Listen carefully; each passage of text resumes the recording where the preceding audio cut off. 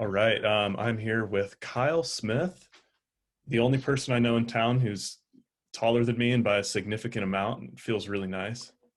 Yeah, what are you, And 6'3", 6'5"? I'm 6'4" ish on like a good day, Oh, but I think my okay. back is rounding as I get older. But anyway, yeah, Kyle is a amazing art graphic designer and just overall rad artistic person. And today we're going to talk about some secret government programs during the Cold War related to aviation and military technology and all that sort of dope shit. So, Mhm. Kyle, Yeah. do you want to kind of take it away and explain why this has kind of caught your interest lately? So in January 10th, 2018, Mm-hmm. Donald Trump in front of what's it called, like a junket, Real of quick, before you start, I just want to show off the shirt that I'm wearing.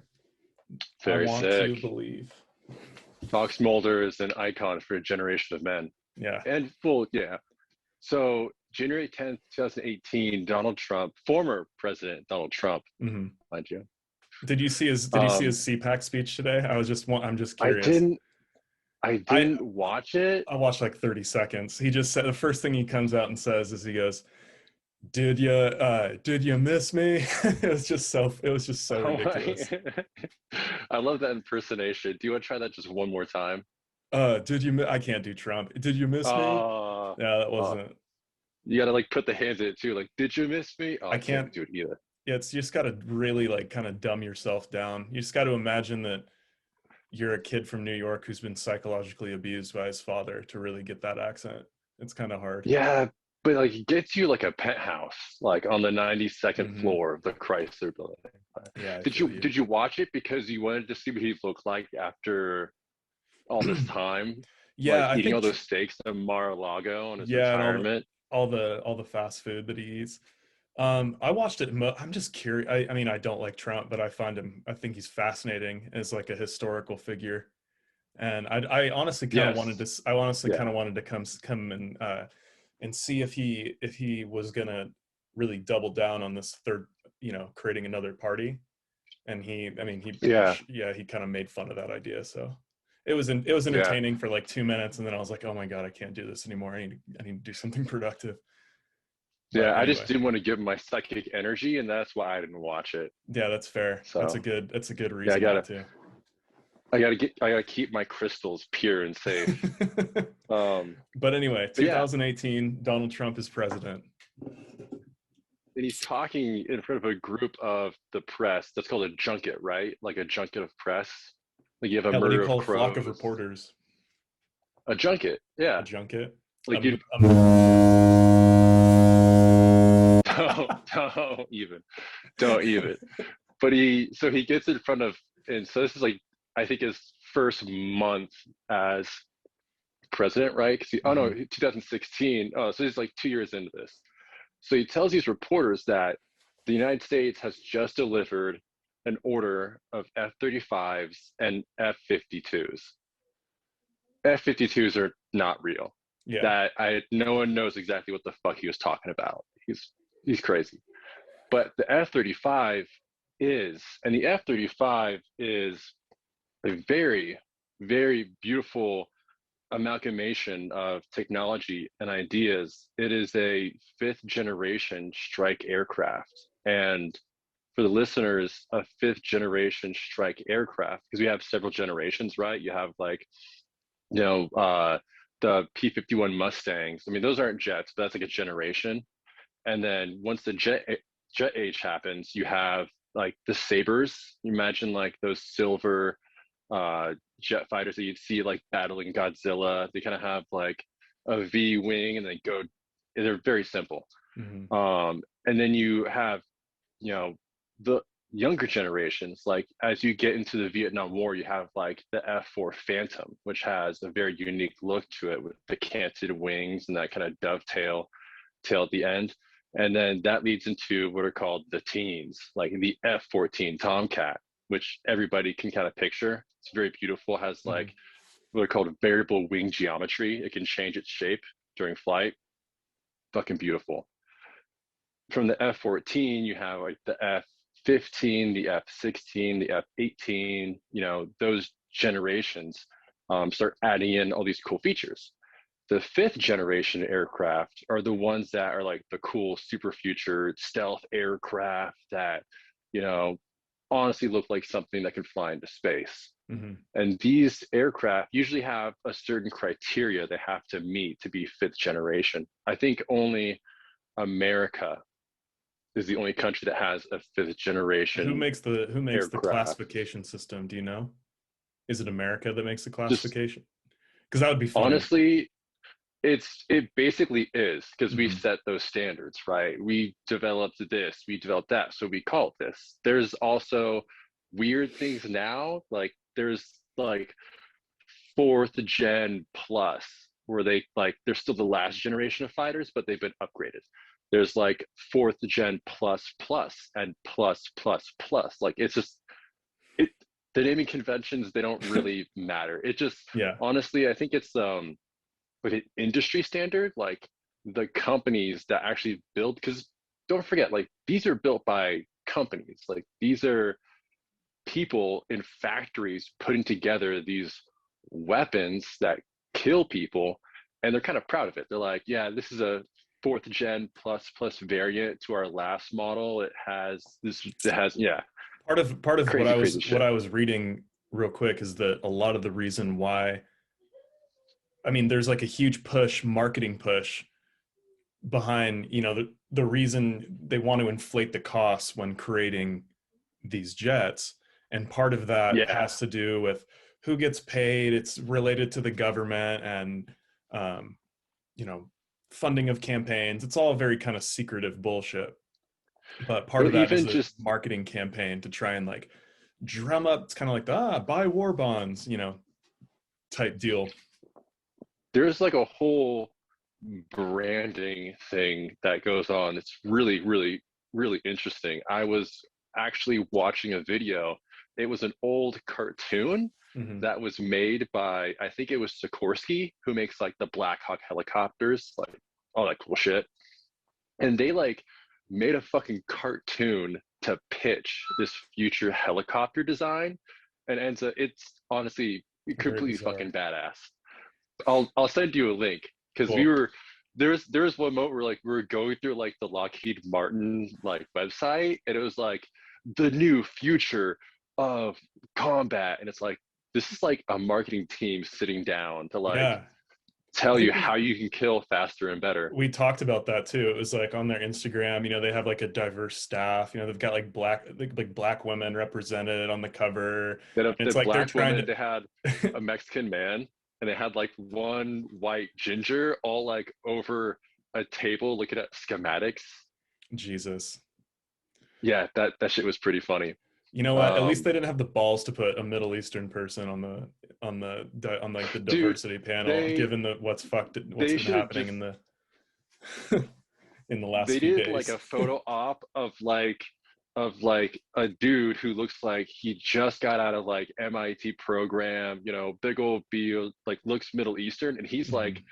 prepping a drone, right? There's like a big old like Reaper drone on a tarmac, and he's like holding the like RC controller, like, yep, it's all good, we're clear, let's launch it, boys. It's like that'd be uh, the perfect way. Like, that no, would. look, like we're not racist. Like they're piloting them. It's fine. I think you should go work for the marketing team for Lockheed. I think that's what you Man, should do. once I get that Nike paycheck, I'm definitely gonna like weed my way into like military contracts and stuff like Smart. that. Yeah. Oh yeah. So to pull it all back, Hmm. um, the F-35. This thing's a fucking beast, and it's pretty incredible technology. If there wasn't the F-22, because that's what kind of helped create the F-35 program. There was Hmm. little things here or there that the military consolidated together, um, before the F-22 dropped. But this technology's been around for a while, and the real reveal is, of course, the F-22 Raptor. It's been in service since surprisingly like 2007, if Yeah, I I got think that I think correct. I they think. they they've the prototype, the first real prototype was like 1999, but it takes them a while to finally like implement it, I think. Right. That's very true. Yeah, because I believe they started the F-22 program 1987 or 99. Yeah, it was It was right after. introduced 2005. Damn. Yeah. But it's been flying way before then. And First flight 1997. Yeah. that's declassified first flight. But Ayo. No, yeah, you yeah. know, yeah, like, yeah, on Groom Lake in the summer of 1989, Yeah, they were working on it. but black triangles. But Yep. we'll get to that. We'll We'll get to get to that. that. Totally. So you're just still But giving us the kind of brief history and difference between you F-22, gotta, F-35.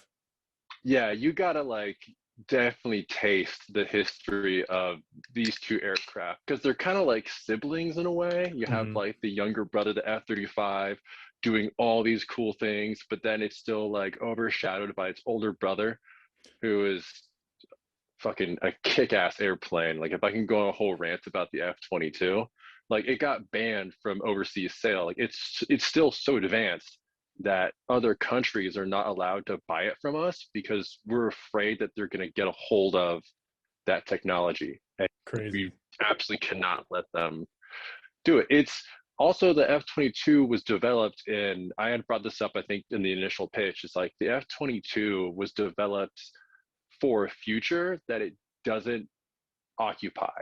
Like the idea, because we were still like in the Cold War, we wanted to make sure we had what was called air superiority. Like Hmm. anything we have up there could keep everything away.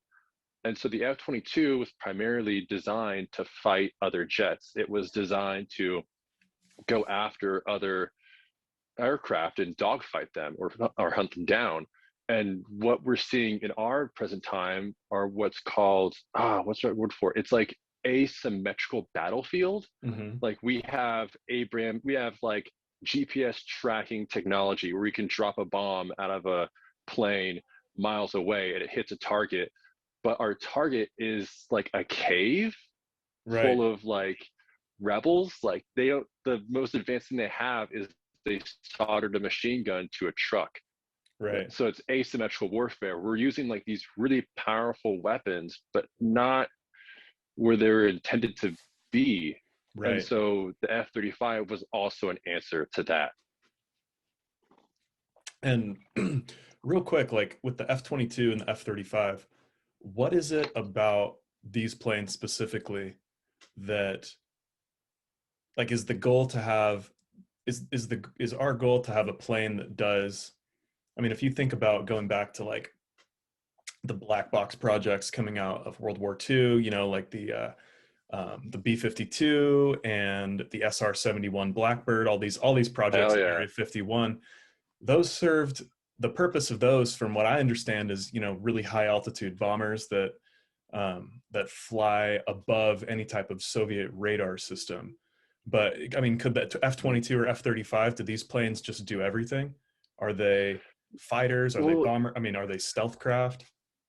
well, you're right. There was that theory that in order to, you got to go high in order to go up above the missiles.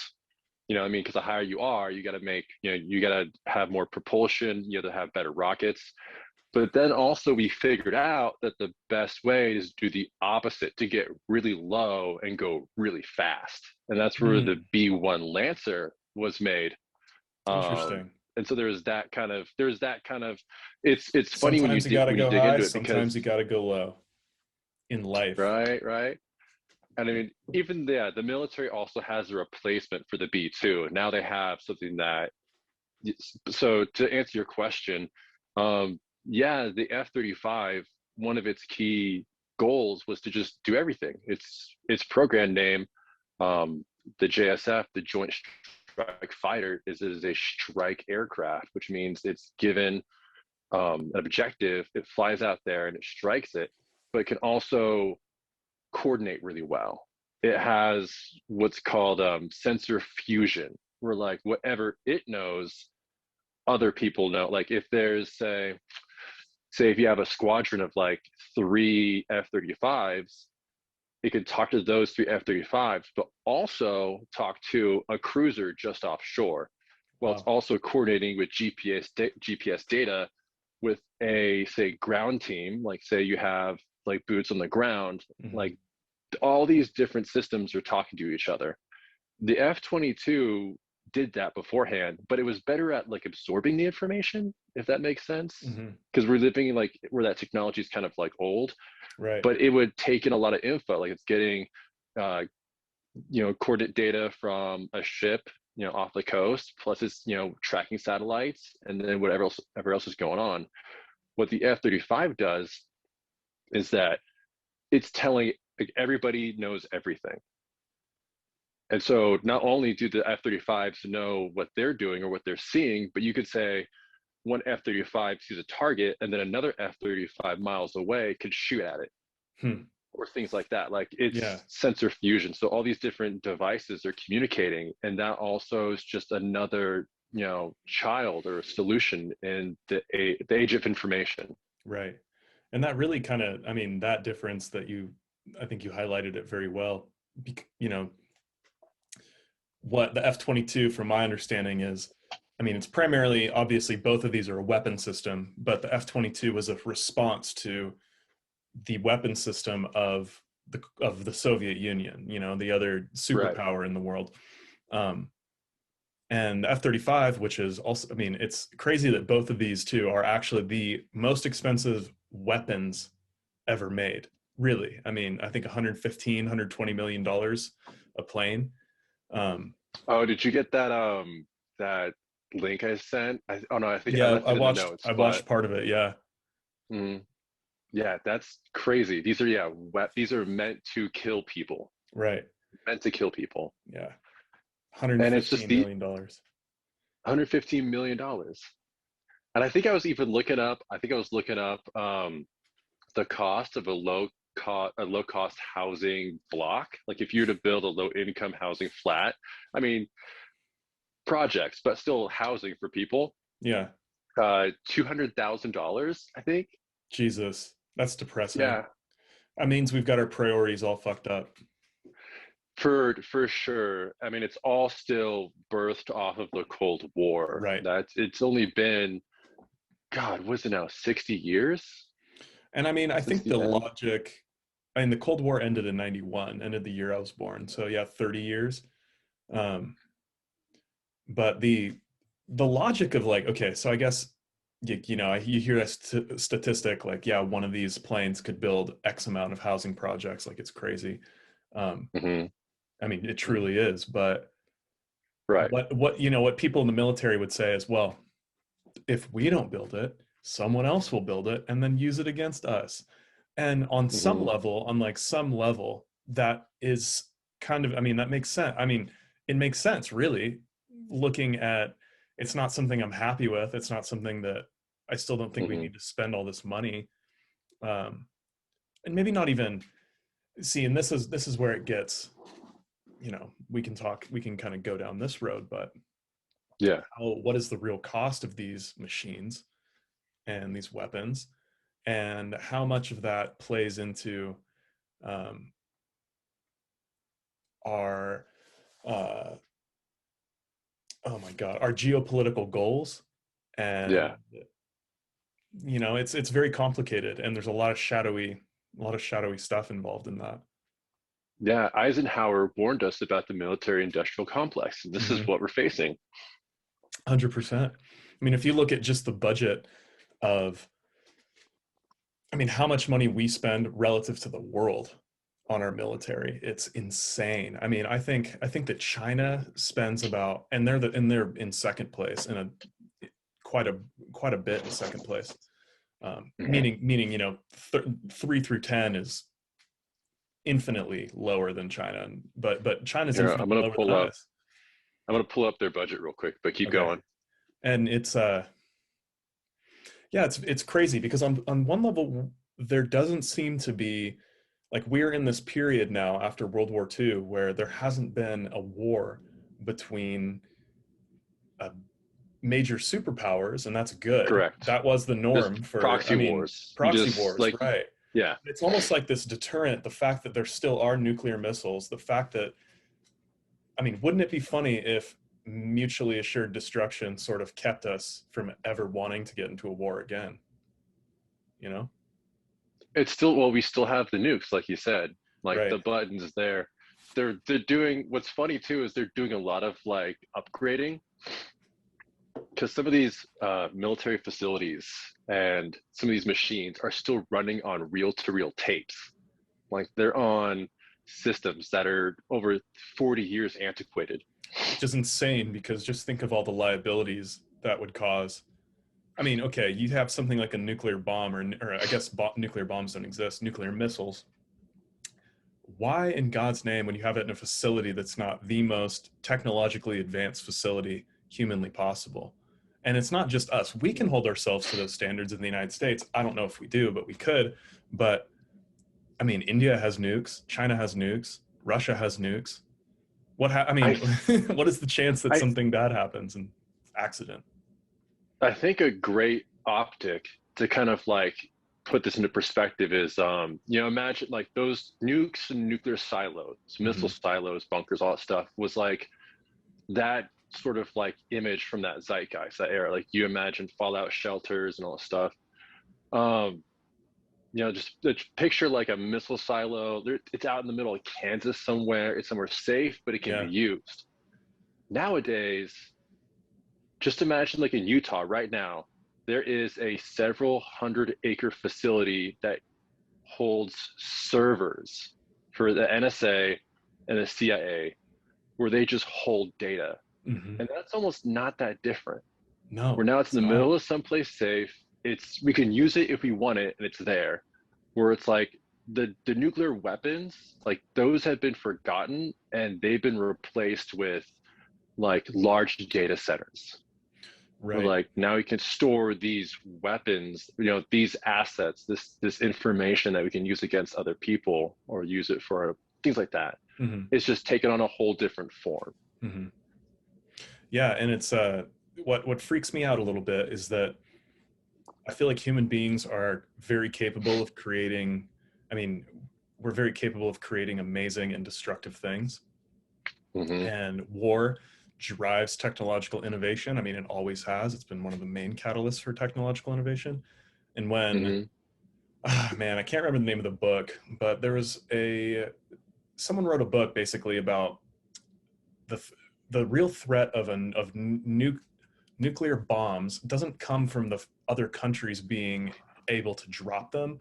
I mean, it would actually be really hard for what it's like. We've got such good anti-missile defenses that, that's actually, Hmm. pretty good Yeah. safety mechanisms. But most of these nuclear bombs and missiles I mean, there's been multiple situations where human error or one of the systems um, that we have in place to try and just accidentally gets, like, there was a guy in the Soviet Union. It was like 1981, and Hmm. there was Oh an yes. there was an alert that came on his computer that showed that like 100 nuclear missiles from the United States were like directly coming to Yeah. Moscow. It was basically like, this is it. Like This is this it, this is the moment we've been waiting for. and his job was to report that and basically say fire back, and he didn't do it. I mean, to me, that's just like, this guy needs to be memorialized. We need to build a statue of him, because that is Hmm. that it's, again, it's, someone very small in history playing a huge role. And there Yeah. was another one I read about where basically it was someone they were transporting a nuclear bomb from Texas to like New York City, and it almost just accidentally fell out of the cargo bay of this airplane. So it's like Right. things like that. But then I guess the point I was trying to make, kind of tie this into what you were saying, was not only do we have nuclear, I mean, we still have these nuclear facilities, that we have thousands of them with Hmm. nuclear missiles, but now we also Hmm. have all of this data. And as these facilities get moved from this old sort of like analog technology into a more sort of like data driven or data uh, like a data structure, I guess. I don't know what the correct wording is. It's That almost like a also, landscape. yeah, it really kind of, that's the only way to really visualize it, because it's so complicated. I mean, that really opens up a lot of other risks in and of itself. You know, Hmm. not even, and not isn't even touching on the fact that, you know, the fact that people's information at the level that it is being stored in these facilities, I mean, massive warehouses, is Hmm. terrifying too. So it's like, I kind of see the future as we're staring down, we have on one level this dystopian reality where things get destroyed because of a weapon we created. And then on the other level, we've got this dystopian reality where, and we kind of are living in it, all of our information and all of who we are as a human being is kind of molded and tailored and pushed in certain ways and weaponized in certain ways that are much more psychological. So, Hmm. I mean, it's also important that even though a lot of these data centers mm-hmm. do contain our information, there's also other versions that contain good things. Like the Library of Congress saves every single tweet. Hmm. So you can see how people think, like their mistakes, like every single tweet Donald Trump has made is saved by the Library of Congress. So it can't be manipulated or altered, or like can't like delete it and hope that nobody went on the DM and Yeah, like saw it and then yeah. So like every mistake, every wrong word that was mentioned is saved there. So people in the future can look back on that. And that's education. Like that's how people do great things. That's how we're gonna totally. get to Jupiter, is we're sharing those ideas and that knowledge, Yeah. which is important.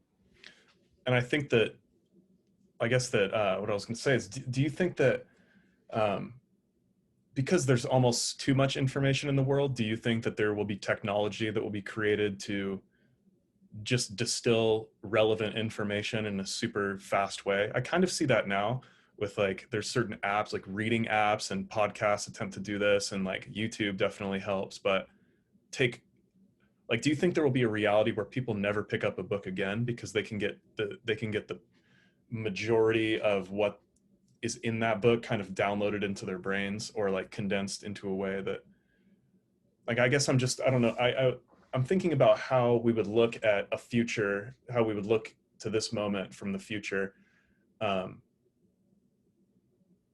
given the fact that I can technology doesn't imagine seem like it's going to slow down. I can imagine that the way we interpret information won't vastly change, but its form to us will change. Like imagine the like the ancient Mesopotamian language where they had basically it was just like a couple of sticks. You had several sticks, a stroke, some sticks. It was the very first language. It was just Hmm. basically just tallying how many bundles of wheat they had or who had an ox, this and that.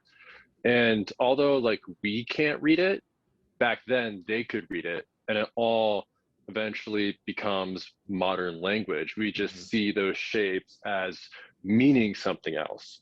The Where systems like evolve.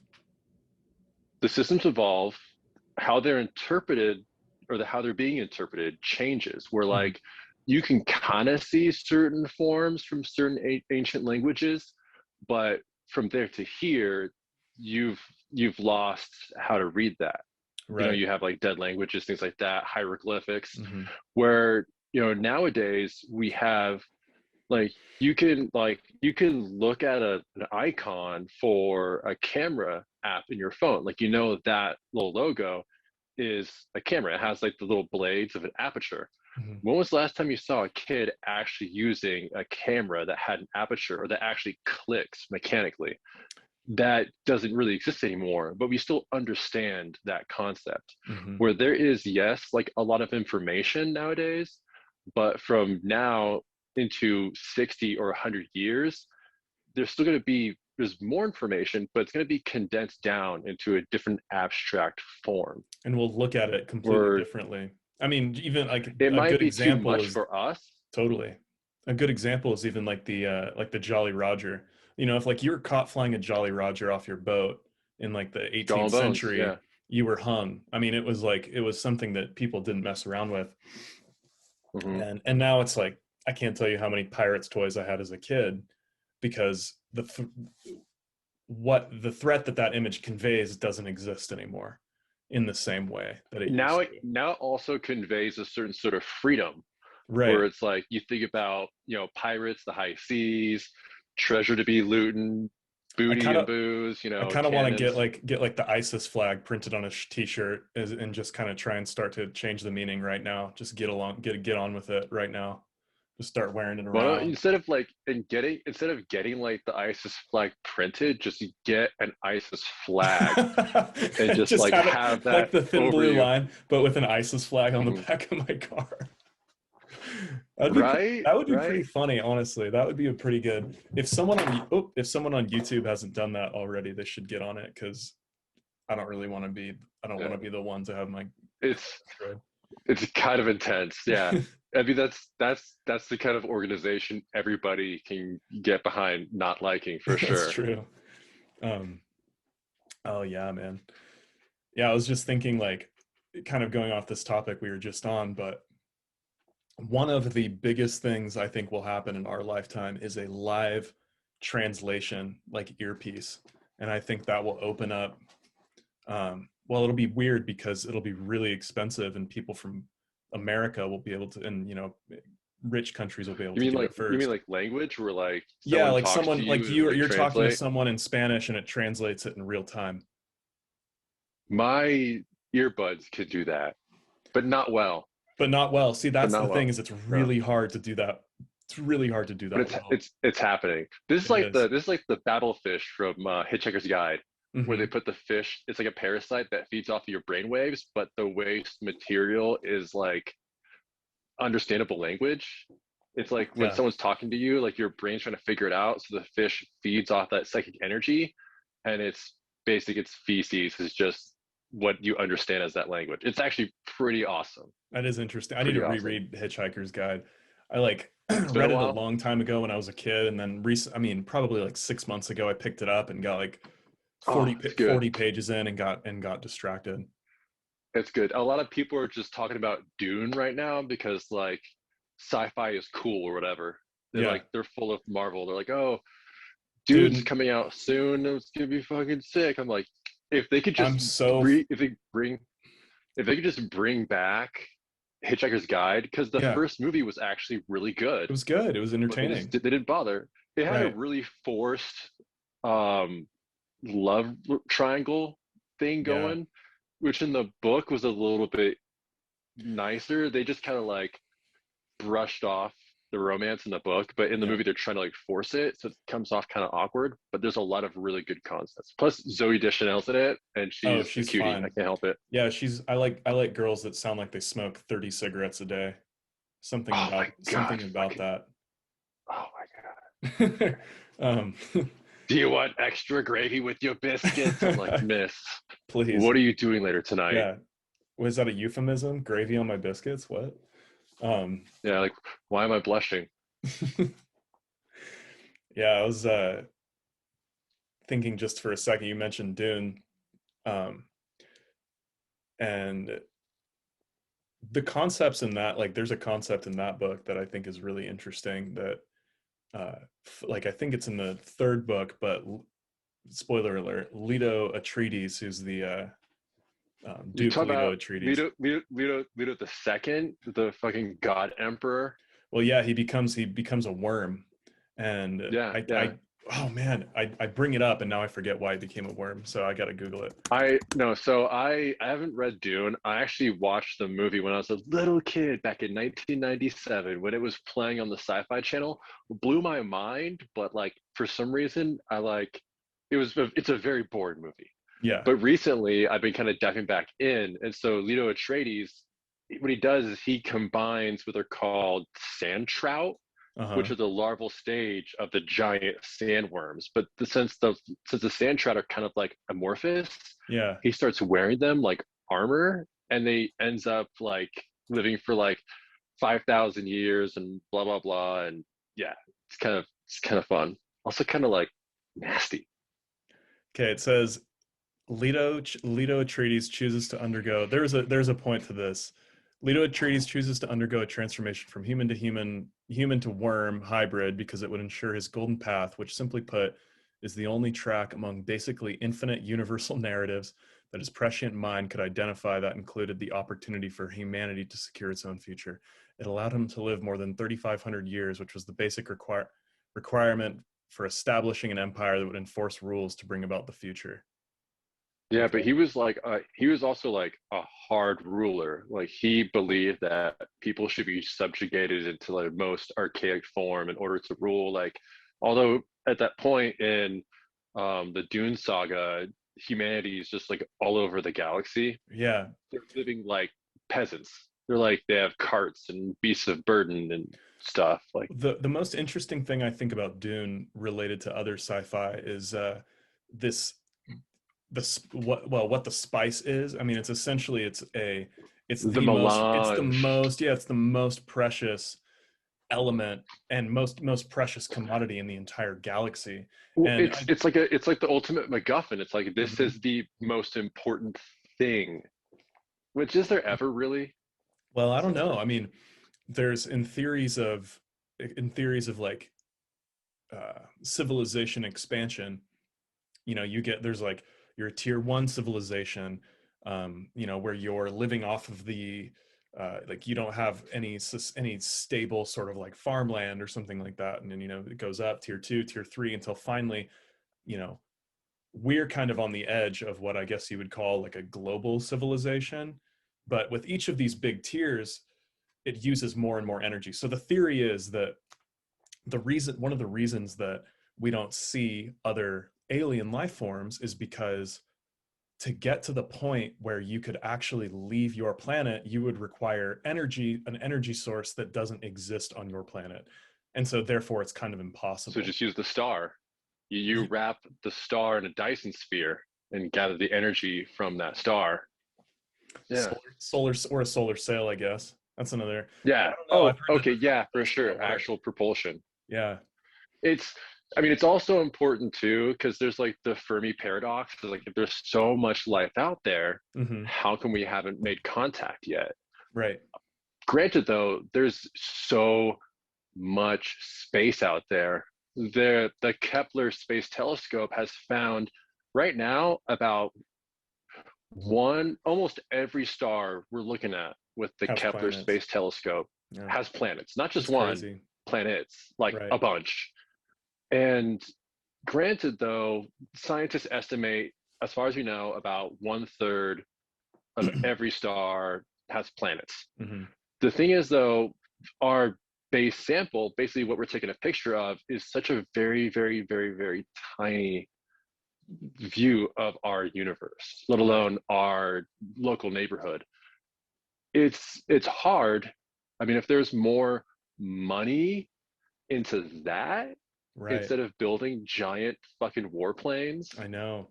then we Well, could get a little further. here's a I'm just gonna shamelessly shout this because I just believe in it so much. We've got to get to a point, and I don't know if we ever will, because I'm torn. I think the biggest reason for this might be because human beings are so diverse and unique in their cultures.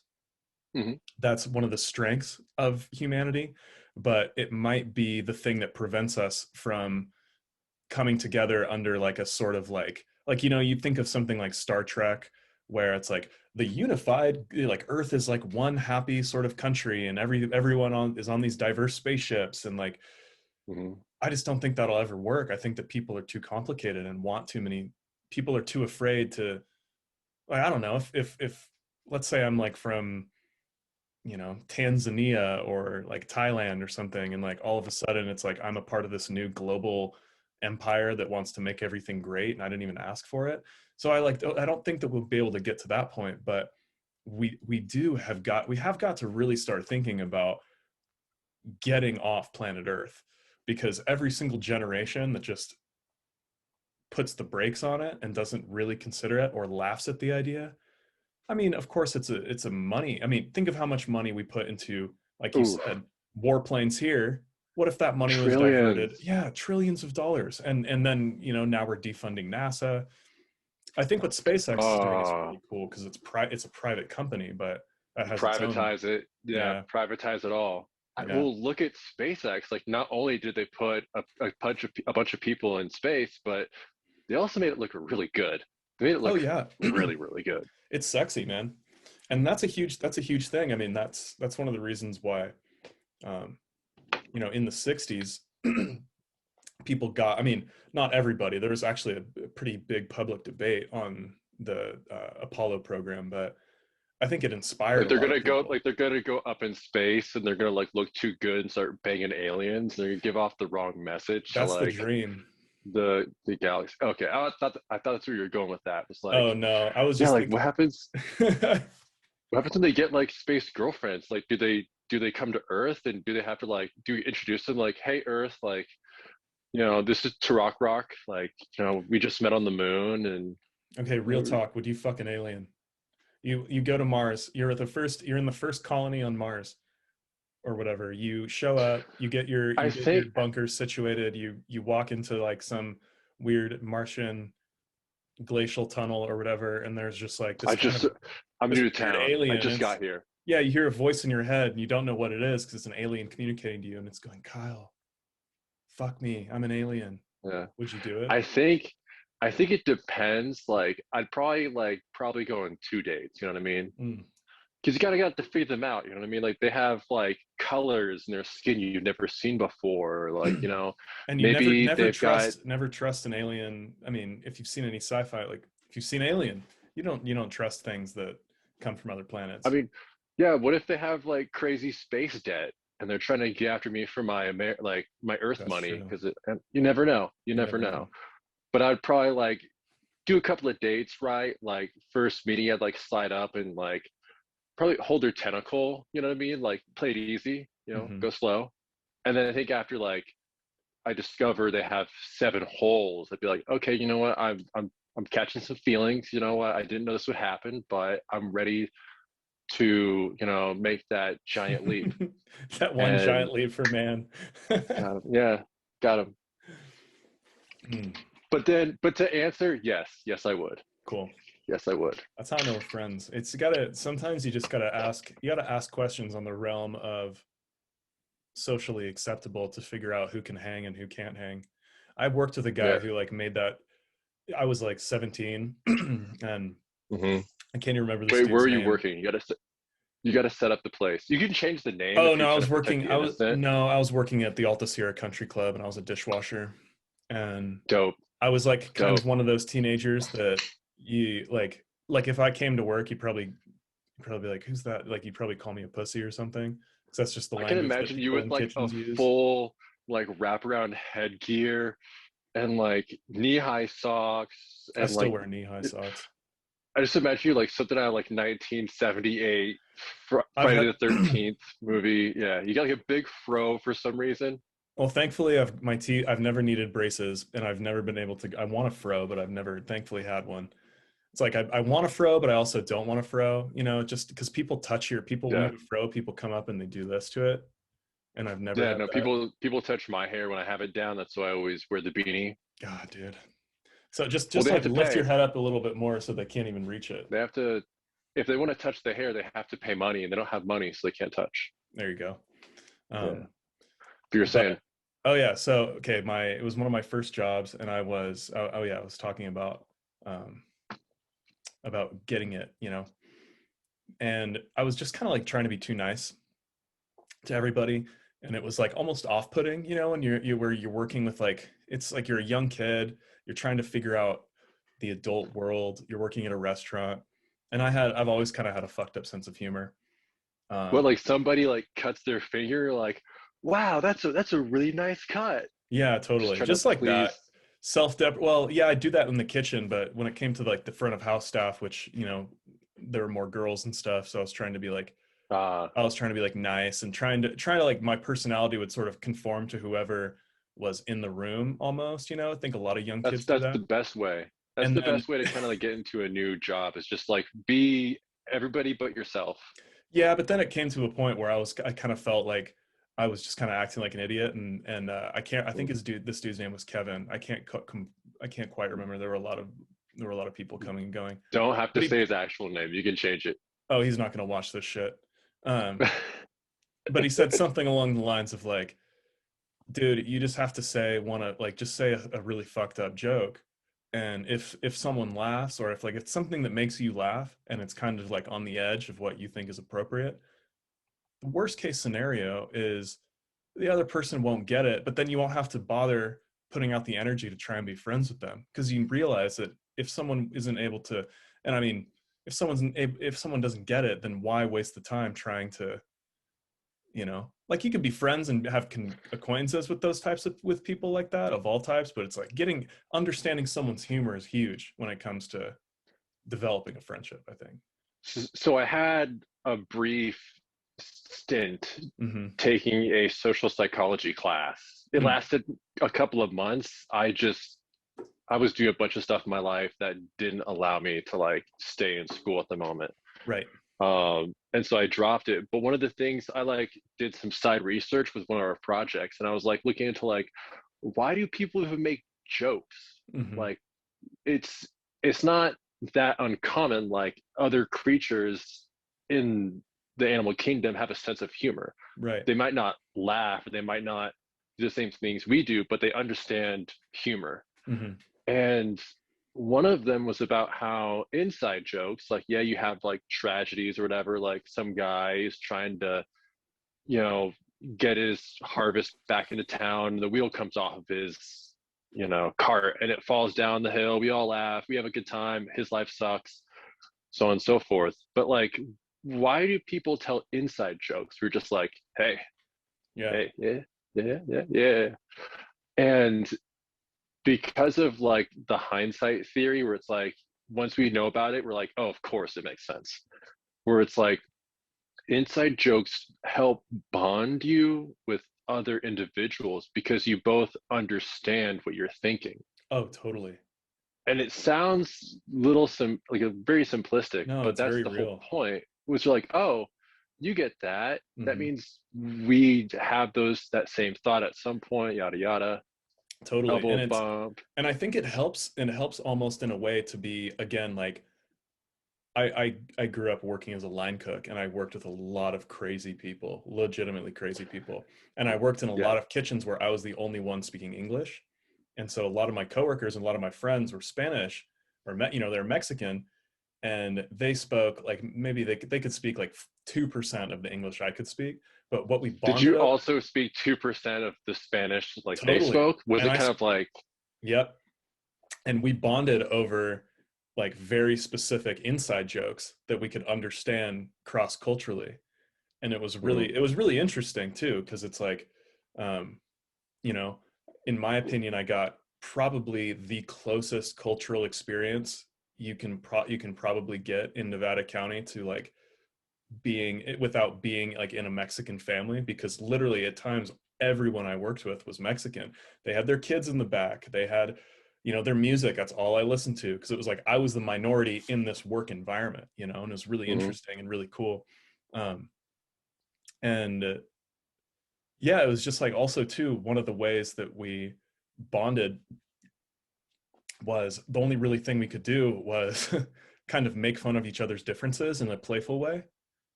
Okay. And That's kind of important too, because then it also lowers your guard. Because if yeah, people are already seeing your flaws, you can't hide them. well, it's good So to then you laugh have at to kind of like yourself. toss that. Yeah, you kind of have to just toss it out the window at that point. Totally. Just like stupid things, like they would make fun of what I would bring to eat in the morning or something like that. And then I would make I fun of imagine like, like a peanut butter and jelly. I imagine the peanut butter and jelly sandwich with a couple of like almonds and then one strawberry. yeah, that was pretty normal. Or like a protein shake, or just like the thing that was really interesting and really cool, and something that I think American people can just learn more from in general, is that like Mexican cultures, and my girlfriend in high school is also Mexican, and so I got to be around her family a lot. They take a lot more time to enjoy their food. Like they love to eat, but every meal is delicious. Like I've never had, even like the casual meals, like it's always very well prepared. It's always like you take the time, you eat like good filling food. Like you don't usually just eat a bunch of bullshit. Okay. It could be like really bad for you, don't get me wrong, but um Yeah. like in the morning, like there was like a community effort to all cook for each other. And in like, I mean, this is kind of a generalization, but working with a lot of my, like other friends from around here in those same jobs, it's just like we all kind of just like fend for ourselves and like bring in whatever trash that we got at 7-Eleven that morning. And but yeah, it Somebody was comes in interesting. with Taco Bell, and you're like, "Why didn't you get me Taco Bell?" Pretty much. And you're like, "You didn't text me." And they're like, "Well, we're up until 4 o'clock together drinking," and you're like, "Well, hold on, I feel attacked." No, Yeah, I feel no, that's attacked, ever happened to man. me before. Yeah, no, we know. But yeah, it's just yeah, I guess I was just, relating that to the experience of uh feeling how like what people can do when you're kind of pointing out in a playful way that you're a part of an in group, by making jokes. Hmm. I Oh think it's a yeah. very important like aspect of so I think a lot of like I took a behavioral science class for educate child education last semester, 2 semesters ago. Mhm. And Yeah. one of the biggest things was kids who don't understand, kids who can't be played with or joked with do not make friends, and usually and it really leads to bad outcomes like in early childhood.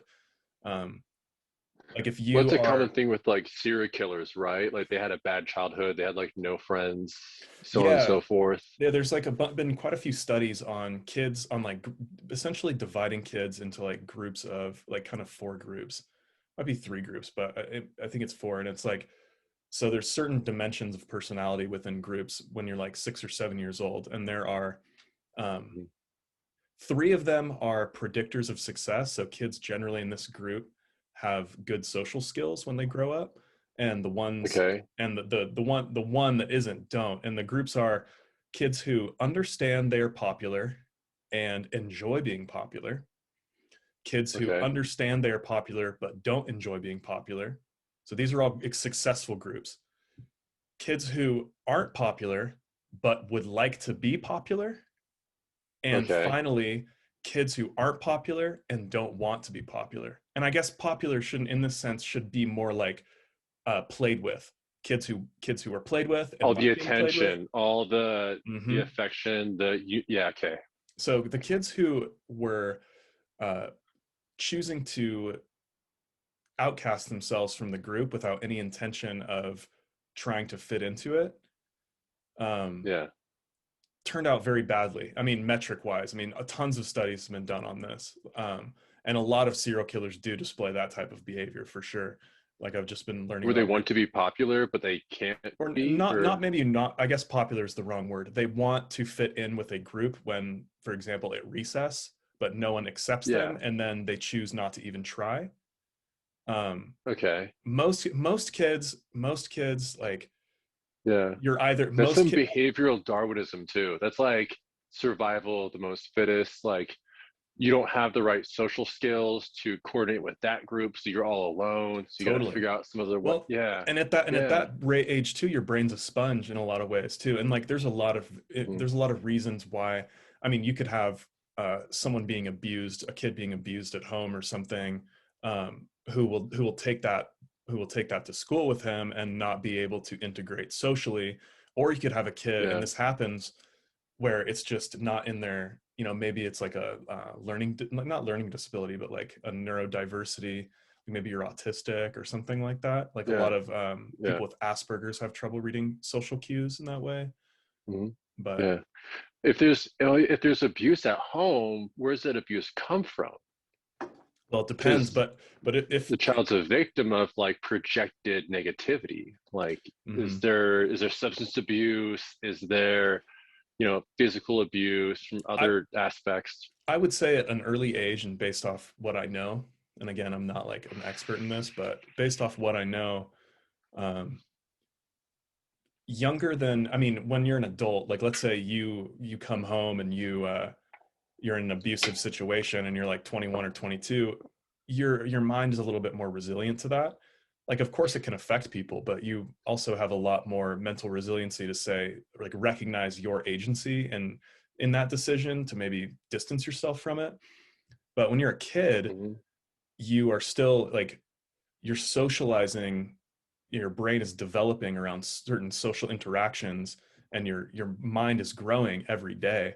Hmm. And so when like your cortisol's super high and you're stressed out all the time and you're anxious and like The just things hormones, fight or things flight.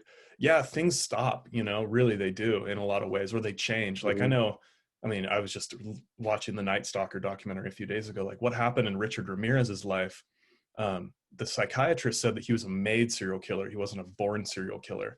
And that's because he was in an incredibly violent household Hmm. situation from a really early age.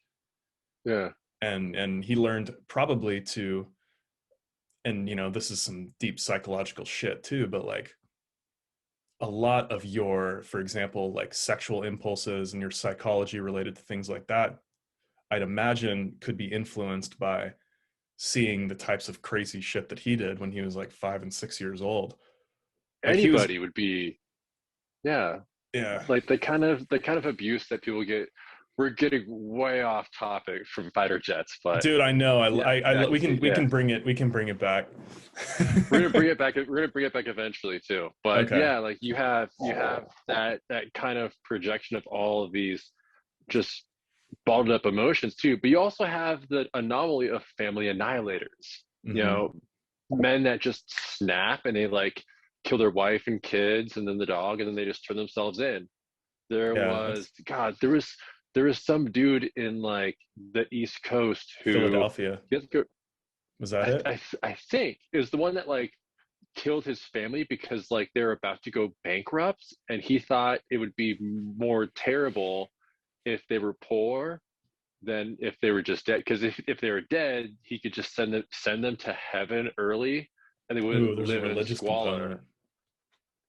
Yeah, really, really weird shit. I forget the Yeah. guy's name, but there was that whole thing too, where it's like he didn't, like he had a great background, like he had loving parents, they had wealth, but that was the problem is that like he couldn't understand life in that kind of system Hmm. without wealth, Well, and and probably also like the felt, shame. yeah, the There's like shame and shame like and judgment. the feeling of if you grow up in that situation where it's like your one job as a man to be a provider for a family and Yep, then you fail at and he that or couldn't you do it. get in over your head, that's some Walter White. That's some like yeah, it's some serious shit, man. Yeah, yeah, fight But or flight for sure. speaking of fight and flight, you want to pull this Oh, shit good back? segue. Yeah. Good segue. Good Let's segue. um I want to talk We're about the theft of fighter jets from stealing like Soviet MiG fighter we're jets. talking about recovered, Let's talk about yeah, recovered recovered craft. aircraft. So And I was yeah, actually, I got like my computer set up right here with a bunch of notes because I have uh-huh. pages and pages of notes because I've been just reading this shit for ages. I love But yeah, so this also kind of like there is this kind of similar theme of fear and stuff because you have the Cold War, we have us versus them. You know, it's also the space race. We have also the technology race. Where we're trying to develop something to fight that something, whatever that something is. We don't know. But the way that we do know is sometimes we get a hold of this stuff. And one classic case, of course, is the fact that occasionally during the 70s and 80s and 90s, we would get a hold of Russian fighter jets somehow. We either had allies like Israel or Egypt that bought them from the Russians, and suddenly that nation loses. They get poor and they need to sell these things, and they sell them to us. And one very famous occasion was the case of pilot Victor Belenko, who was a pilot of what's called a MiG 25. The NATO designation is called the Foxbat. It is a gigantic fucking plane. It's huge, it's fast. It allegedly is able to chase down the SR-71. and this is And that's just the one thing. for people who just to be clear, this is a Soviet era plane during the Cold This War. is this yeah. It was developed during the 60s and it was deployed in the 70s. So this thing is flying during the Vietnam War. Like, Damn. Q, yeah, Iron Butterfly. We're in like, you know, helicopters going over Saigon. It's, the Vietnam War. And this plane, the MiG-25, the Foxbat, is gigantic. It's huge, and it can fly very fast. It can do like Mach 3.2 or 5, but there's also stories of radar stations that were tracking something going Mach 5. Like we might have, yeah, we don't know how fast this thing could be. And that was our whole problem. We're like, what can this thing do? Yeah. So in the early 80s, this pilot, Victor Belenko, he was going through a hard time. I think he was like having a troubled marriage back at home. He just was sick of the Soviet Union. So he spent months looking at maps of the South China Sea and Japan, because he was stationed on the east coast of Russia, which isn't very much coast. It's like Kamchatka and some other parts of China as well. Mm-hmm. There's not much land. There's not much area for Russian bases to be. But he was stationed on that side. And he, after months of planning, defected to America, and he took his plane with him, obviously, because he's flying in it. And so what happened is, when he brought the MiG over, Russia demanded it back. The Russians were like, give our pilot back, give our plane back. And we're like, okay. So we sent the plane back in like 20 crates. The thing was pulled apart. We took every nut and bolt off, and we wanted to figure out, how does this plane work? We found out that although the plane is very fast and very powerful, it turns very slow. It's about a mile. So if you imagine like having to like turn a car in a mile, that takes a long time. So what happened is, we took the information and we developed the F-15 and a bunch of other planes as well. And this is a whole series of stories in the saga of recovered aircraft. Because I don't know if you've gotten to it yet in your book about Area 51, but we had mentioned earlier about how, for sure, in Nevada, there are MiGs, there's Soviet aircraft that we are testing and flying, doing crazy shit with it. And occasionally, sometimes somebody sees it and they're like, oh, that's a UFO. I don't know what that is. I can't identify it. It's flying unidentified. It's a UFO. Most of the time, it's probably a Russian aircraft. Yeah, they said that that MiG that they recovered, I think it's the same story that you're talking about, but yeah, the first MiG that they got, they flew something like 130 times at the Groom Lake base in Area 51. That'd be so fun. Can you imagine? Yeah. Like, you can't read any of the dials. You know that this one makes you go up, that one makes you go left, so just rip it. I mean, shitting my pants in a cockpit going the speed of sound sounds like a wonderful time, but doing it in a Russian plane that I can't understand sounds even better. It's the adrenaline rush, man. I think, isn't there I don't want to get go on crazy off topic, but like we did before, but isn't there a height limit to be a fighter pilot? Like, there's no way you or I could ever get in one of those planes, right? Like our brains, our heart is like too far away from our head or something like that. I think it's a whole issue with just weight. Like, if the pilot can be like a certain standard size, then it could fit, or they can fit in most cockpits, or you can make it a certain way. I don't think we're actually like ever gonna be like military standard. Like, height wise, it seems fucking great, but because until you're in the military, you get your head blown off because you can't crouch low enough. Yeah, well, I mean, everything's standardized. It's just cheaper. Like, all these uniforms, they're all this size, blah blah. It's great. We'd be even waiting just for the like, flood. yeah, I mean, like, the idea of being like packed into some sort of like vehicle that's traveling twice the speed of sound doesn't sound very comfy at all to start with. So it's like, yeah, I'm good as well. Yeah. Like, even most cars are too cramped for me. Like, I borrowed a friend's Mini Cooper for a while, Dude, they're which was very spacious. it was fun to drive, but the hard part is like the top frame blocked stoplights, so I'd have to Oh like shit. punch beneath it just to see if it was green. It's a It was liability. a go-kart. Yeah. Okay, Yeah, so it going was like, going back to Mig City. oh yeah. So of course we have the whole idea of recovered aircraft, because the whole Hmm. idea is that like we're not going to share technology information, so let me just, what's it called, like retro engineer. Oh, back engineer, right? Back is it back engineering or retro engineering, or there's a term for it? You just like look at a couple of pipes and Reverse tubes and you're like, engineering. oh, reverse It was in engineering, between. It was in between what we were both saying. right? Just smash them together, wipe away the blood. Yeah. And so when we got a hold of MiGs and we started flying them and understanding them, what happened is we realized that we shouldn't just make things bigger and faster, Hmm. because they're gonna like, they're not as like nimble. And so we started doing stuff like creating the F-16 and the F-18. There's this whole there's this whole group of people in the military called the fighter mafia. Their whole thing was, they were like, we need to stop making planes that are just bigger and faster. We need to start making planes that are not only cheap, but they are like squirrely. Like they could just move Yeah. around the skies. And so we had the F-16 and the F-18 developed. And we might loop back around to those two because I have a whole thing about those. Yeah.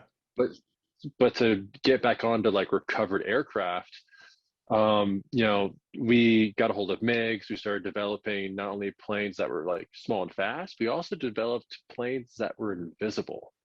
And we started making the F-117 Nighthawk, which of How course is the first how is it fighter. invisible?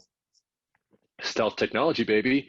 Most of all, we figured out that the shape of a plane is what we can use to hide it, because radar, in order for you to get an image from radar, is it Hmm. has to ping off a surface, has to bounce off a surface. Mm. So the thing that they realize is that a round shape, because the idea is that the radar hits it at a certain angle, right? Mm. Most likely a right angle to the source. So if you send off an energy, if it's like facing towards it, it's going to come back, it's going to return completely. Right. So they figured out is that, well, a round aircraft has multiple moments that can be a 90-degree, because it's round, it doesn't Mm. matter where you look, at some point it's going to be 90 degrees. So what they figured out is if you use flat surfaces, there's only one angle it could be seen at. And then we started developing what was called the flying diamond. The classified name for it when it was flying at Groom Lake was called Have Blue, which I think is the whole idea of like, the sky is blue. We're going to just be in the sky. We're going to have a chunk of that blue. Hmm. Whole different theory for another day. And that was a skunk. That So, was a Skunk Works project from Lockheed Martin, right? correct. Lockheed Martin, fucking, what's his name? Kelly Johnson. There was the chief engineer for Lockheed Martin, and It's a his great name was name. Kelly Johnson. Fucking so good. And he created, or he was in charge of the Skunk Works project, and they did a lot of stuff out of Groom Lake. So we started building that was called like the Flying Diamond.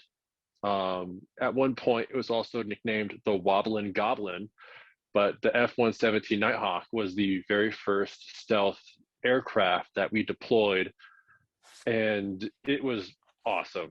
Like if you ever have a chance to look it up, I mean, there's a Hmm. lot of people, maybe a lot of listeners that have seen it when they were younger Hmm. and were like, "Wow, that's so cool," and then just have forgotten about it. They're pretty fucking cool. The only problem is that the Nighthawk could only carry two missiles, Hmm. because it It's carried small, huh? all of its, well, it carried everything on the inside. Because if you had like rockets and fuel pods and stuff hanging on the outside, they're going to reflect radar. So they Gotcha. figured out just hide everything inside of it and just make everything flat surfaces. Hmm. That way it doesn't return radar pings just because of its shape. And then, because of the shape, it wasn't really designed to be like aerodynamic, Hmm. because that's why you would see airplanes that have these nice like curves and, you know, kind of swooping sections to allow airflow. But if you're getting rid of those curved surfaces, you know, air doesn't flow over so well. So what they did is they just added computers to help compensate. So since the plane isn't Interesting. stable, it'll like wobble in different ways. So it Yeah. does, it's, they just added computers to like correct for that That is so variation. fascinating. The whole avionics, because my buddy Corey, he does Corey Yes, Emmett. Yeah, yeah. he has an avionics company, and it's just like shout out to Corey Emmett. He just does like it's SDM just like Avionics. yeah, SME Avionics. Um, We like to thank our sponsor, SDM. yeah, But seriously though, if you guys want to sponsor us, that'd be perfect. and Lacroix, Segue. bro. There you go. There you go. Um, but yeah, that's What just was you it. saying? That technology, that real time processing of data at that speed with those type. I mean, that it's such a language I can never speak. I'd love to actually have him on and talk about like the details of it and how it all works, because it's just so Mm-hmm. fascinating to me.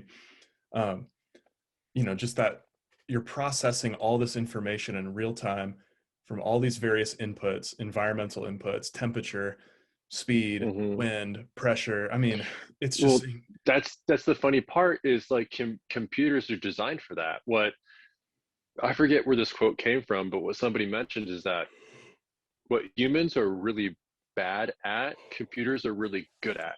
mhm, Like taking all these numbers and crunching them and like compiling this data. And that's what they did is they figured out how to make a plane invisible to radar, but it doesn't fly well. hmm, So let's just make it fly well. right. And they did that, and they got the F-117. It was operational, it was doing good, it basically was doing really well until one got shot down in Bosnia. And what happened with that was they were getting sloppy. Yes, the F-117 is invisible to radar, but if you know where it is or where it's going to be, you can use its infrared signature, Hmm. because it's also developed to like hide its infrared, like because jet airplanes have, you know, heat. A jet, the whole idea is that it produces heat which creates thrust. Propulsion, yeah. Right, so what they figured out is that to hide the heat is where its engine is, like where it's producing thrust, it actually has a plate right back and behind where the exhaust is. Hmm. So a series of tiles absorb the heat, so it hides its infrared signature by basically blinding it from the bottom. Like you That's can't so see cool. the engines. So that was one method that they figured out, which is really good. But what happened is these during the Kosovo Bosnian crisis, what these guerrilla fighters figured out is if you know where the plane's gonna be, Hmm. just point a missile there and it will eventually get it. And Hmm. what happened is the F-117 squadrons in Eastern Europe kept flying out of the same base in Italy. So basically the soldiers just figured out where their flight path was going to be that day because it was the same flight path every time they flew. Hmm. So they just pointed a missile there and they fucking shot it down. So when this Nighthawk, which is still at this time the only stealth plane in the air, Yeah. got shot down, guess who got a hold of it? The Russians. And China. Ooh. They swooped in and they just did the same thing we did to the MiG. Is they just stripped it down to the bolts and just gave it back to us in a bunch of We boxes. will get revenge. Oh wait. Yeah. Ooh, oh, And I did mean, it's a they so classic. did they make their own?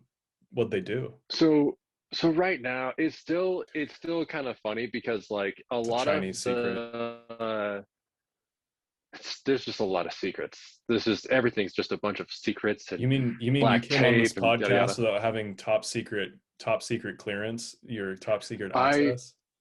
if I Come on, Kyle. mention this stuff, I would have to kill every listener, and there's not enough bullets. No, I'm just kidding. Wait, say that So, again. I want to clip it. If Kyle does not have, I want to use that as a promotion. I'm yeah, just like kidding. if I mention these secrets, you all have to die. Yeah. And so what happened is that you have this technology. There's basically like a fundamental understanding of this stealth technology because of a Russian scientist, and like the guy who figured out that if you're not pointed at the radar doesn't return. It was a Russian scientist. I forget the name. I could probably look it up in just a second. A lot of these ideas eventually bled back to Russia after that F-117 got shot down, and they just like pulled it apart like a goddamn sloppy taco. Hmm. But some of the materials are still classified. So even though they want to make like a stealth plane, the God, what's it called? There's like a blade of tiles. There's like this actual skin of these, because you imagine like a jet is just like maybe a car, right? Like it's just steel and like a bunch of maybe plastic. Hmm. Um, the actual quote unquote skin of these planes isn't what you think. It's actually like say for example the B2, it has what's called a polycarbonate superstructure, like just like centimeters below the actual skin of the plane are like a series of honeycomb. It's a it's fucking nuts. Like Sounds the actual expensive. skin, super expensive and crazy to make. But not just that, but the surface of the plane actually sweats, Hmm. like it dehumidifies it, like it's nuts. Like the way you think about these machines, they're not completely machines. They're kind Right. of like a whole beast unto themselves. Like even the technicians that work on these things kind of think of them as like dogs, or like if you imagine like taking Yeah. care of like a horse, like they kind of think about it like that because Well, they the kind of suit do stuff like that. among like there's like that kind of trope among like pilots and stuff, and it's like, this is my plane. We've been flying together for, she got a mind of her own type thing. It's like there's Yeah, yeah. She yeah, kind of puts up a fuss, but if you just treat her right, yeah. I mean, yeah, there is that kind of like weird camaraderie with like man in the machine. totally, But when you like get up close to these things and like you can actually like see what they do, it's kind of fucking crazy. dude. It is. And It's like so, the smartest people in our country, the smartest engineers in our country, all get together to make these things that are so complicated. I could never really know how they work. But it's all what's really nuts to me is this: when you engineer something like that, is you just start out with first principles. You start out with one problem, and then you make it. You adapt and you figure out how to make it better, and blah blah blah. And you do that yeah. through a million iterations, and what you're left with is just one of the most insane, interesting, terrifying things ever created. Well, it's almost like, yeah, you can like do a bunch of experiments and trial and error, or you can just copy nature, where it's Yeah, like they're trying to figure out how to like cool this airplane down, and then sweating already exists. So what if we just right, make the airplane sweat? And they're like, right. oh yeah, that's a good idea. Like our Yeah, plane keeps overheating, let's just totally make it makes sweat. sense. Yeah. And it's stuff like that. Like right now, like to kind of pull it back into like recovered aircraft. Hmm. Not so much because Japan's an ally. Because the F-35 project is so expensive, Japan, who was an initial partner, is like, we're going to make our own plane. And one of the submission kind of requirements for this new plane is it's supposed to have like a haptic feedback skin, where Hmm. like the plane, it's the surface on the outside of the plane can detect where and when it's damaged, Hmm. or it like has like a central nervous system where it's like, oh, my right wing flapper is broken, and so it does it like, then redirects, and it's this whole concept where like machines are starting to be more like living creatures Yeah. because of all this biomimicry we're engineering into them, where it's like, yeah, like redundant systems, like you don't want to have one pathway to the power supply, so you create a whole like circulatory system Hmm. because that's already worked in nature and this and that, and it's fucking crazy. Nature's the best example. I mean, we evolved to be a certain way and to exist in the world in an efficient manner. And so when you're Mm, looking at, when you're looking at something like a peregrine falcon, or you're examining like the eyes or some nocturnal predator, you're looking at millions and millions and millions of years of essentially trial and error and refinement until the right. systems work. And you see it on, we see it in ourselves, where it's like the things that make us unique as animals, our brains, the fact that we're bipedal, I mean, these things are qualities that have enabled us to, the fact that our gut can digest as much food as it can. I mean, we lack in a lot of ways too. I mean, we can't smell that good. Our eyes, our eyes are good, but not, not amazing. Like, we have limits into our eyesight. Our ears are not that great. So Yeah, but it's interesting. they're just good enough because it's Right. all been generalized, But our right? They're all in the brains, we right can position. build things that take the best from nature. Yeah, and that's what's important is that Hmm. these different systems, these different designs have been perfected over time, Yeah, and they work. Like they're totally. really, really well. Yeah. And yeah, so there's that system where like the B-2 stealth bomber, like it fucking sweats. Hmm. Like it has all these interesting systems built in. And so to pull it back into the F-35, you have something that like so the actual skin of it, the actual like what you see physically is made out of a material that's classified. Hmm. It's it's it's basically like what I can theorize is a certain form of what's called like carbonized rubber, which is the same rubber in car tires. Like car Hmm. tires are black because they've been carbonized. A certain amount of carbon has been injected into them, which makes them stronger, but also like stretchier. Interesting. And so these planes, what I think is what they're made out of on the Hmm. outside is carbonized rubber that's been infused with carbon nanotubes. Mm. So the entire surface of the plane has a lot of really tiny holes. And these holes are basically framed with carbons. That way, when radar waves hit the surface, they enter these holes and then they dissipate into the skin because that's energy and energy transfers. So instead of having it reflect off, Hmm. it just absorbs into it. And because it's a form of heat radiation, the rubber is kind of like what's the word for it? Like it's malleable enough where it can Hmm. absorb that heat radiation and not deform too Right. much And or carbon crack. nanotubes too, from what I know about them, they're the fact that, like, it's kind of the same principle as, you know, if you step on if you step on a solid object, like, you're the more surface area, the more weight is distributed around the surface area of something, the less likely, the stronger it is. So it's like, if you think of, if, like, you step on top of a can that's had its contents emptied, but the top is off, and Mm-hmm. you're going to be putting pressure around the entire diameter, or sorry, radius of that circle.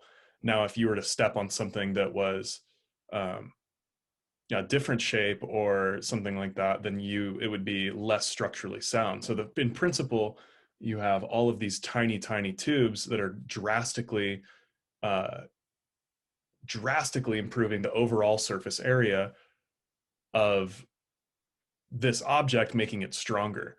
Like, you could, like, I guess I don't know if that's making sense.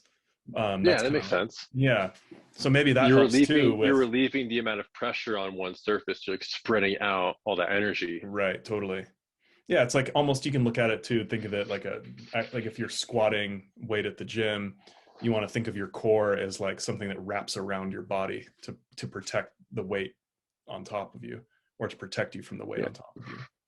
But yeah, that could be one perspective for sure. yeah, yeah, it's interesting to imagine what these. I guess this is where I go kind of conspiratorial, but it's like if all this is classified, man, someone's got to have the T on this, you know? I don't know where they're at, but There's they're out there. there's a lot of projects going on right now. I mean, it's the stuff that the government, like the deep government, is working on right now. Hmm. Is we have no fucking clue what it's gonna be. It's Right. some crazy, like whatever you're imagining the government's working on right now. It's well fucking beyond that. Or It's just nuts. this, whatever China is doing, we are probably doing too. And China's doing some crazy shit. They just get it publicized. They're making like, They get publicized for sure. They have the problem with China though is mhm, that they are so big. It's the not only are they like behind us by a couple of years when it comes to just like development and yet because they're doing a lot of corporate espionage. The stuff right. that they aren't getting, the stuff they aren't able to solve, they'll just steal it. And Which I is know everyone does that. they're doing a lot of kind of like biological, like they're trying to take advantage of our blind spots. Like I know they're doing a lot of like biological testing and sort of like gene research and things like that. And um, Yeah. like I heard a rumor that China was developing. Actually, it wasn't a rumor; it was a reported article, but I can't remember the outlet. They were talking about basically creating genetic super soldiers using CRISPR and a few other gene editing tools and things like that. Right. I thought was interesting. Right. That is possible for sure. What I've been keeping track of recently is that Russia has already developed a hypersonic cruise missile, Hmm. which is basically, I mean, we've had cruise missiles for a while. Like you fire it and it just keeps on flying. Hmm. But you have to think about like, well, how do you power that? Like how far can it fly? You also have certain points like will it know where its target is? Like a lot of these logistics get lost in um, just the idea that we don't understand how these things work. Like we just think that you fire something, like say you fire a bullet or a rocket, and it just goes somewhere where it's supposed to be. Well, there's certain important things like the curvature of the earth. There's terrain. There's mountains. There's things like The Earth is how do flat, Kyle. you listen? Yeah. Yes, the earth is flat, but how do you fire around it? I'm just kidding. But there's all these different concepts, and allegedly the Russians are like, hey, we already have a hypersonic cruise missile. So we're thinking, holy shit, how do we defend against a missile that could be fired 80 miles away and hit a dime? So it's stuff like that where although yes, China has some pretty crazy shit, it's honestly it doesn't really compare to what we already Right. have Right. or have been working on Totally. because they have been because to pull it back into the whole idea of recovered vehicles, although yes, the Chinese and the Russians picked apart that one F-117 and now they have access to stealth technology. They're only flying. So the Russians have what's called the Su-57, which is pretty fucking cool. Um, God, what's his name? It's called the Felon. So it's pretty cool. So what happens Tight. is NATO, when NATO names Russian fighters, they always start with an F. Hmm. There's the fullback, the fulcrum, the foxbat, the Hmm. fish bait or fish boat. Like they use the word F or the words that start with F. Yeah. So Russia's first stealth fighter is by NATO. It's called the Felon. It's the Su-57. It's fucking beautiful. And the Chinese, they have their own, which is called the J-20, and they're both really cool fighters.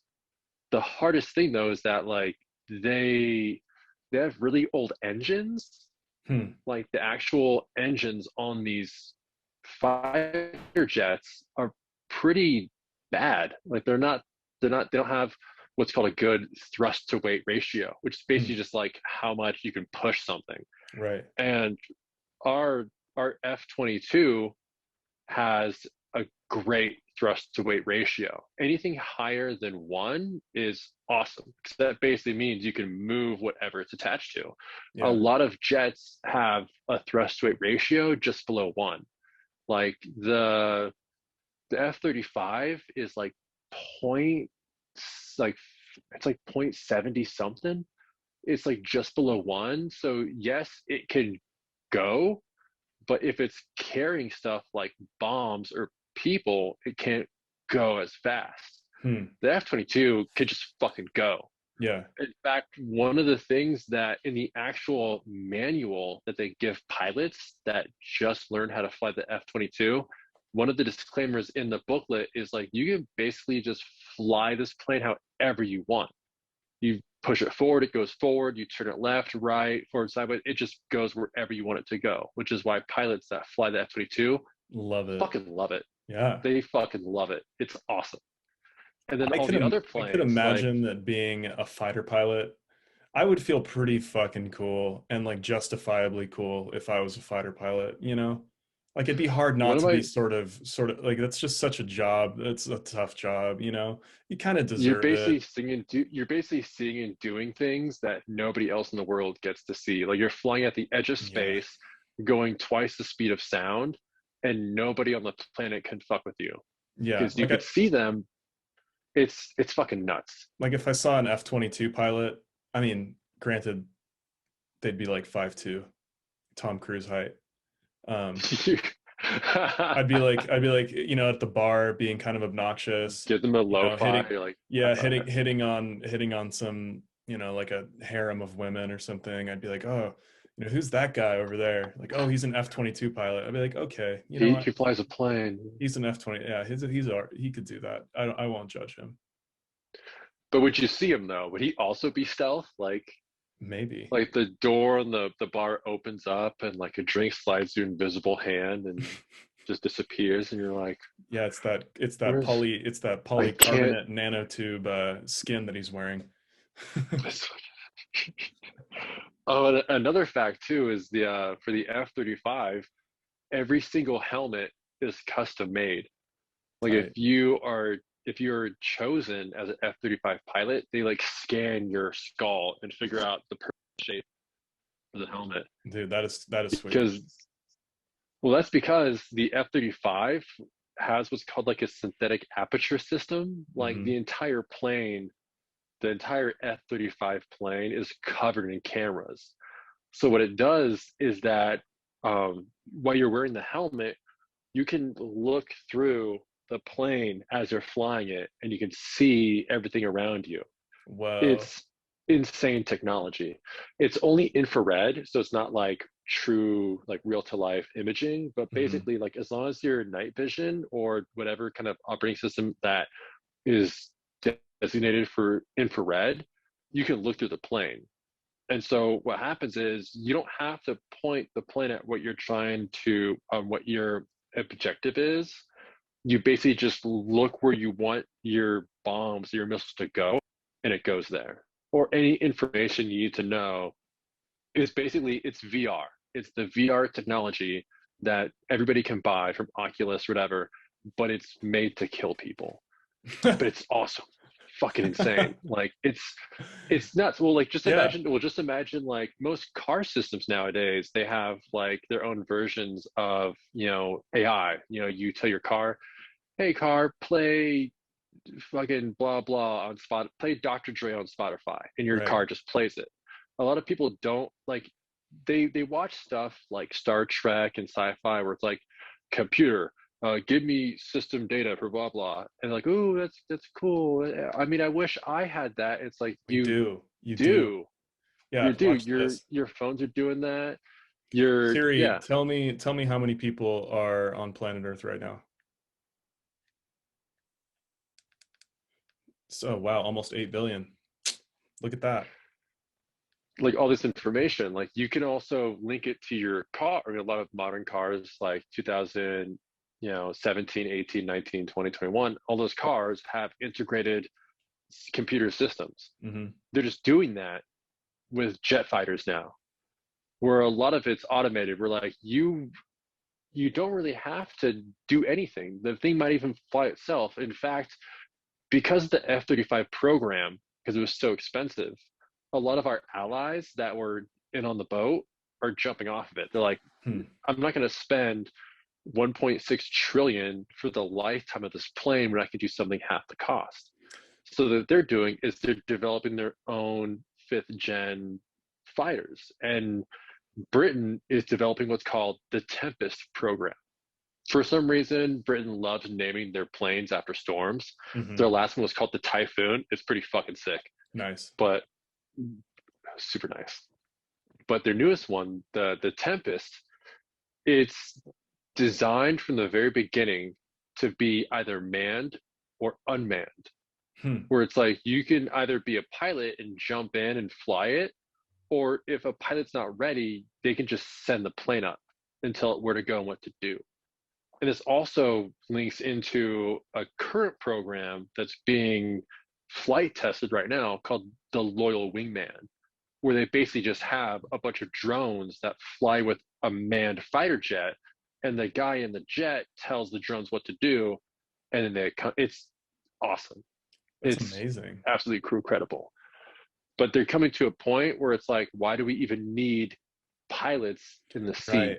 I would imagine that the few pilots that might be left in the next 10 or 15 years will be so few and far between, or like so exceptionally talented that, I mean, it kind of looks like the future we're staring at is just a video game type of future that everyone fights on joysticks, and the people who get caught in the middle are probably poor people from, you know, war-torn countries already, and us in the United States or China or Russia remains kind of inoculated to it in our own little. You have that Yeah. asymmetrical warfare Yep. because you have, major powers that are fighting proxy wars because they can't risk fighting each other directly. So you Right. just fight weaker people. And then Well, like you you brought up just develop the earlier, technology that you try and keep it's developing just technology that keeps that's so the advanced. incentive.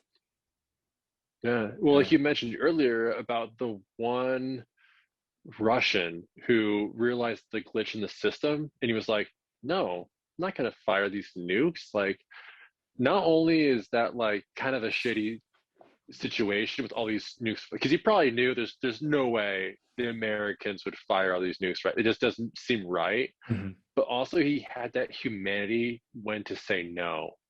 Because if it was just a computer, that glitch would have just triggered some doomsday device that would have just pressed the button anyways. Like you at some point you have to have that human element in there to decide whether or not. When it comes to that person, I mean, they aren't accepting the risk of having all of these lives on their shoulders, but Hmm. they've calculated the morals for it. Like Right. they've chosen that path, and that's the one thing computers don't have. Is computers do not have morals, No. which is funny because humans have them because of things like religion and so on and so forth, and yada yada yada, ethics for sure. But it's way better than having a cold machine that has only two choices, yes or Yeah, no, or and yes or no. that's way more terrifying. Well, and it's really, I mean, that's kind of, there's been a lot of people raising the risks of AI. You know, philosophers and thinkers like Sam Harris is one of them, and Nick Bostrom's another Mm, one, and they're kind of like yeah. sounding the alarm on artificial intelligence. And to me, the risk of artificial intelligence is a human risk. It's when you program and build these systems, unless you are accounting for every variable, you can have one of these systems go off the rails to us, do something that to us would be, Right, because it seems to us illogical or well, it's amoral, just but the to them it question could of, be there's a super. It ton, could I be mean, it could be super efficient. there's a ton of thought experiments you could do. It's like, okay, do you, you know, cars going down the road, it has to kill six old people or it has to kill two babies. You know, it's like, you know, Yeah, that's a decision that no one would want to make, but who knows because you what. think like, what if one of those babies cures cancer, True. or Yeah. Or what? Yeah. But then, what if out of that group of people that you killed is a future Hitler? You know, you don't know. You don't know. But Well, still, and because you're you have to human. make a decision. What is more moral to me? You know, it's like it's a difficult decision. There's tons of factors. How do you program that in? But that's what I think is way more important. Because I'd rather have that than a machine where you're just like, yeah, if A happens, do nothing. But if B happens, kill Hmm. everybody. And Yeah. it's just like, okay, yeah. Yeah. And then it ultimately decides that, like, well, if we just kill everybody, we don't have to worry about A or a B. And Right. that's how that shit gets out of control. And I'm freaked out by AI. I don't like the fact that I don't like the fact that we're so confident in I don't feel like the systems that we make will all of a sudden like have some spark of divinity and go and but who I mean who knows?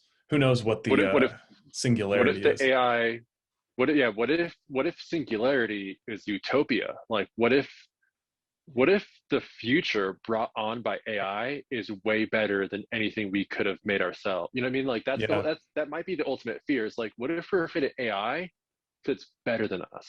right. I mean, that's the Like, problem with utopia, though, is when we think about, I think it was Dostoevsky who said that if mankind had every one of his dreams and wishes fulfilled, and all he had to do all he had to do every day was laying around and making sure he continues the species by, fucking is what he was saying, and that was the only care in the yeah, world we had, we would figure out a way to ruin it very quickly. And so I think that with technology, I mean, with AI, it's like we're going to keep, there will always be things like, for example, diseases that can, people suffering. If we can relieve suffering, then that's why we build a lot of these tools, ideally. But well, we fought off malaria and mhm, smallpox. that's We fought true. off smallpox. That's Yeah. true. I mean, I think that I'm one of those people that kind of annoyingly likes to point out that overall things are much better than they were 100 years ago. It's just that a lot Hmm. of our fears and a lot of these things are amplified because of social media. Yeah. Um, Yeah. but I still worry about really like once all of our technologies are integrated in the same way Yeah. that they kind of are right now with our Yeah. phones and social media. I mean, that raises a lot of like concerns, I think. I think what we should do is we should take all these F-35s and MiG 57s and we should Uh-huh. blow up every single mosquito. I agree. And then and then I think if we just have that common enemy, because that's the most important part, is if we, get everybody together, we have to figure out what we all hate Hmm. equally. It's gonna be mosquitoes. And if we Dude, we could just get get about that. We could get around to that. I want to see like a fucking like F-22 with like a big old like American Mosquito Red net. Cross logo. Fuck yeah. Yeah, yeah, just a bunch of like anti-mosquito missiles, and they just need to like go to the Congo and just bomb every mosquito. They need to like Yep. get their fucking laser satellites and start just vaporizing They mosquitoes, drop oil over every stagnant pond in the world. or just destroy the pH balance, Dude, I and love then we're it. gonna look back and like, hey, Dad, what's the mosquito? And you just like chuckle in your chair and just laugh, and Yeah, you're I like, oh remember. no, that's called the mosquito. Yeah. And let me tell you about mosquitoes. You're like, actually, never mind. No, another time, son. I'll tell you later. Another time. This is an ancient story from your pappy's generation. 100 years ago, the bug that no one liked ever. No one ever liked mosquitoes. I think that's something we could all get behind globally. What do They're they? I like, mean, Dad, have you ever been bitten by a mosquito? And you're like, a couple of times. They're just like, whoa, yeah, wow. whoa. There'll be exhibits to the mosquito. It'd be like the uh, Tasmanian They make him like tiger. they make him like really big. They like make mosquitoes like 3 foot by 3 foot, like giant, like harpoon faced fucking bugs. We're like, yeah, like And stop. I there have used a to be fetish for that. hundreds of them. All right. So is there any like what is there anything else you want to touch on? I gotta turn inside, try and keep it under 2 hours. But I was wondering, is there any what else is on Kyle's mind Yeah. before we wrap it up? Well, I mean, the whole idea is to just kind of like orbit around this plane, the F-35, Yeah. and it's so the initial idea was just like how how bureaucratically fucking crazy this plane is. So Hmm. the F-35, There's so you many know, it stories in just this one, there's so many aspect. stories. There's so many stories. And yeah, and like I could actually like do like a semester about this plane because there's so much shit. Dude, That's the whole I would point. come. Just so much shit. To just like speed up real quick. So the F-35, the whole like one of its main kind of objectives is trying to solve a lot of problems. Hmm. And it's supposed to work for a bunch of people. Mainly the idea was that it was supposed to be a plane that was supposed to be good for the Air Force, the Navy, and the Marines. So you can just put on aircraft carriers, station on bases. It's supposed to like do everything, you know, uh, master of it's jack of all trades, master of none. And so the idea was that like so it's supposed to work for the Navy, the Air Force, and the Marines. All three of those branches have their own requirements. The Navy needed to make sure that it could fit aircraft carriers, so they get a version. Hmm. The Marines wanted an F-35 that can lift straight up, just like the Harriers. Hmm. If you don't know what a Harrier is, I've it's I basically play like a Call of jet. Duty. Thank you. Yeah, cool. It's basically a jet that can fly up and then take off and then also land vertical. It's That's fucking nuts. crazy.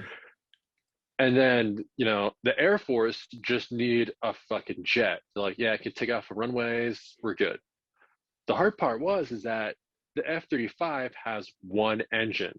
It has like two inlets, right? So it sucks in air through two different sources, but it only has one turbine jet engine. The Navy doesn't like that. The Navy likes two jet engines because if Hmm. one fails, the other can still work.